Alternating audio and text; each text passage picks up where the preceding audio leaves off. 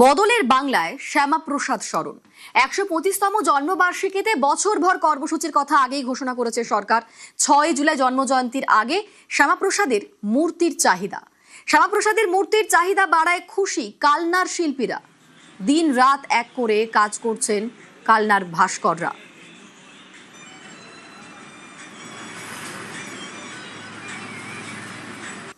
৬ জুলাই জন্মজয়ন্তীর আগে শ্যামাপ্রসাদের মূর্তির চাহিদা।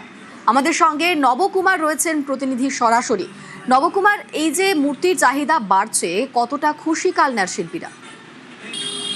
একদমই তাই অনিন্দিত। বিষয়টা হচ্ছে যে কালনায় যে শিল্পীরা যারা কাজ করছেন, জগৎ মন্ডল তাদের মধ্যে অন্যতম। তিনি ইতিমধ্যে 12খানা মূর্তির অর্ডারও পেয়ে গেছেন এবং সেখান থেকে তিনি মাস্টার যে কপিটা করছে তাতে প্রায় 1.5 মাস সময় লেগে গেছে এবং তাদের সবাই মিলে এই কর্মযজ্ঞে সামিল হয়েছে।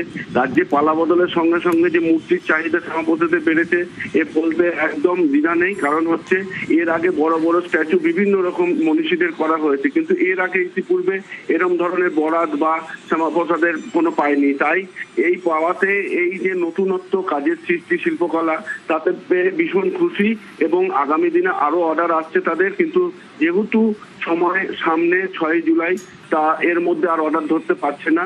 রীতিমতন একটা কাজের বা শিল্প জগতের একটা জোয়ার এসছে বলেই বলা যেতে পারে। ধন্যবাদ নবকুমার।